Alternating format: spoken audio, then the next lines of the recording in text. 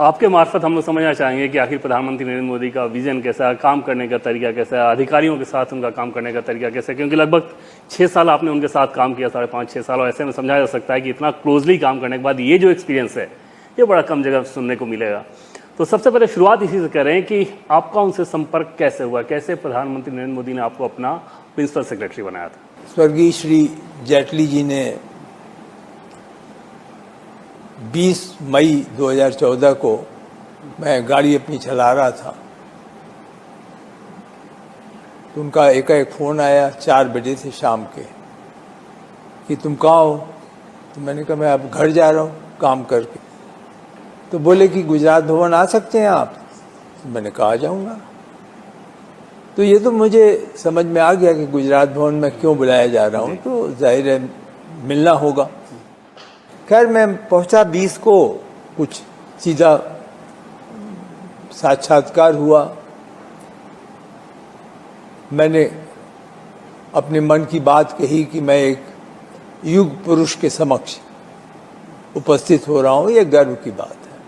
नरेंद्र मोदी जी को आपने ये कहा? जो पहला लाइन था, पहली लाइन ये थी, और पहले से सोच के गया था। तो वो हंसने लगे और तुरंत उन्होंने करीब 4-5 मिनट में उनका क्या सपना है देश के लिए वो बताया। फिर बोले कि क्या आप मेरी एक सहायता कर सकते हैं, आपका सुना बहुत अनुभव है। मैंने कहा आदेश करें।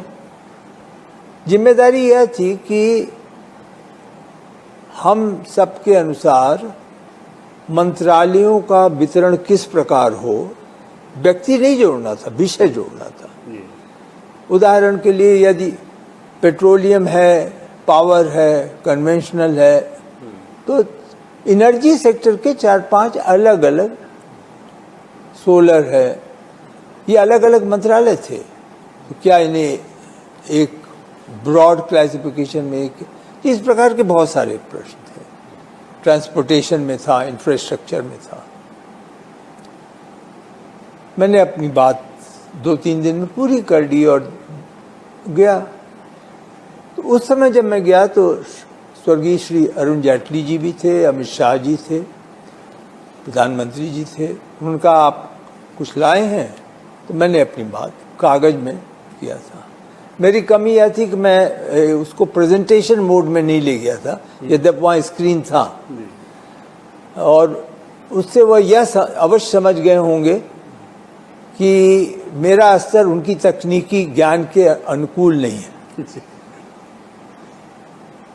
मैं चला आया, मैंने प्रेजेंटेशन किया, तो बल्कि अच्छी तरह याद है अमित शाह जी ने कहा हाँ ठीक है, इनका एक राय पढ़ी लिखी राय है, लेकिन मुझे तो राजनीति भी करनी होगी, तो इनके हिसाब से तो केंद्रीय मंत्रिमंडल 60 से बड़ा होगा ही नहीं कभी। तो जेटली जी हंसने लगे, कहने लगे वैसे तो मैंने भी ऐसा ही बनाया है जैसा नृपेंद्र जी ने बनाया है, लेकिन मैं तैयार हूँ, आप जैसे कहेंगे वो मैं करूँगा। अब ये चले जाए तो फिर हम लोग बात करेंगे। तो मैं उठ के चला आया, बाहर वहीं था। 1 घंटे बाद फिर प्रधानमंत्री जी ने मुझे बुलाया, तब वो अकेले थे, और उन्होंने पूछा क्या आप हमारे साथ काम करेंगे? तो मैंने कहा मेरे लिए स्वर्णिम अवसर होगा। फिर कुछ अड़चने आई, कानूनी अड़चने आई, आप अवगत हैं उनसे। ऑर्डिनेंस पास करना पड़ा, ऑर्डिनेंस फिर दोनों हाउस से पास हुआ, और मैंने कार्यभार ग्रहण कर लिया। 28 मई को, 26 को सरकार बनी थी, मैंने 28 को कार्यभार। अब आपने पूछा कि ये हुआ कैसे फिर, तो मैंने प्रायः ये चर्चा में आप जैसे मित्रों के साथ बताया है कि संभवतः अखबारों में पढ़ा था कि अहमदाबाद में एक बहुत वरिष्ठ बैठक हुई जहां वरिष्ठ मंत्रीगण थे प्रधानमंत्री जी के साथ। अब के रक्षा मंत्री जी, अब के गृह मंत्री जी, अब रही नहीं विदेश मंत्री जी सुषमा स्वराज जी, परिवहन मंत्री जो वर्तमान में हैं, इंफ्रास्ट्रक्चर मिनिस्टर हैं गडकरी जी, ये 4-5 लोग थे। तो मेरा ऐसा ख्याल है कि संभवतः उस चर्चा में यदि उत्तर प्रदेश काडर का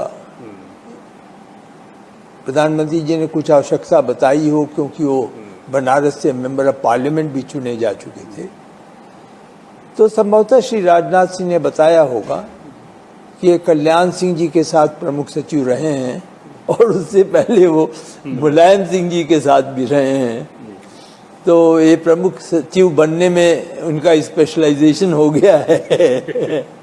तो ये संभावना है। कभी राजनाथ सिंह जी ने मुझसे नहीं कहा, न क्लेम किया कि मैंने तुम्हें बनवाया है, न किसी ने भी नहीं चर्चा की। इसमें एक चीज़ देखें सर, जैसा कि मुलायम सिंह के समय आप प्रधान सचिव, कल्याण सिंह के समय प्रधान सचिव, ट्राई चेयरमैन और ब्यूरोक्रेसी का इतना लंबा शानदार अनुभव, उसके बाद जब एक व्यक्ति से मिले जो कि गुजरात के मुख्यमंत्री थे, अब प्रधानमंत्री के लिए चुने गए हैं, प्रधानमंत्री बन गए हैं, तो वो जो फर्स्ट एक्सपीरियंस था, जो शुरू में उन्होंने अपने टास्क बताए जैसे स्वच्छता अभियान या घर बनाना, ये जो सपने बताए अपने, आपका वो एक्सपीरियंस कैसा था? एक ब्यूरोक्रेट के तौर पे आपने कैसे देखा उनको? ये मैं ईमानदारी से कह सकता हूँ कि मुझे स्वच्छता अभियान के बारे में कुछ अजीब सा लगा कि देश का प्रधानमंत्री और स्वच्छता के बारे में चर्चा कर रहा हो। एक ब्यूरोक्रेट होने के कारण मैं वास्तविकता से रिलेट नहीं कर पा रहा था, जो मुझे करना चाहिए था, क्योंकि आप अवगत ही होंगे, संभवतः श्री नरसिम्हा राव जी के समय में, जब मैं सही हूँ, तो यूके के राजा रानी आए थे और उन्होंने पब्लिक स्टेटमेंट दिया था कि दिल्ली तो एक स्लम है, और हम सभी को एज ब्यूरोक्रेट बहुत शर्म आई थी कि ऐसा बयान दिया गया है, क्योंकि दिल्ली तो उस समय अधिकारियों से मैनेज हो रहा था। आई शुड हैव रिलेटेड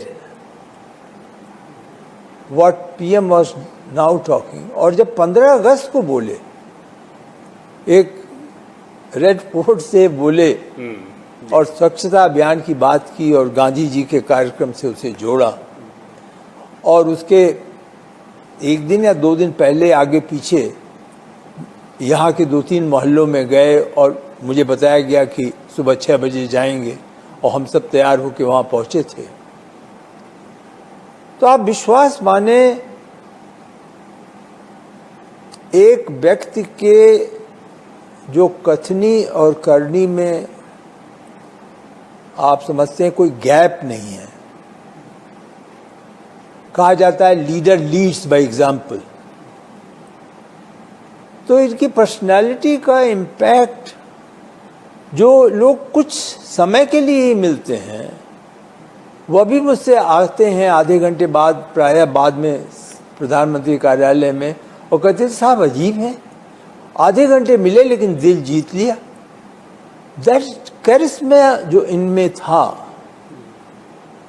वो इतना इम्पैक्टफुल है that you can't escape from it if you are coming in contact with him. So that is how then the relationship developed and the rest is history.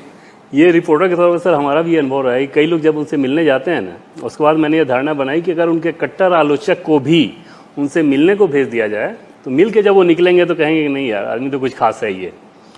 कई opposition के नेताओं को ये बात कहते हुए मैंने खुद सुना है अपनी कानों से।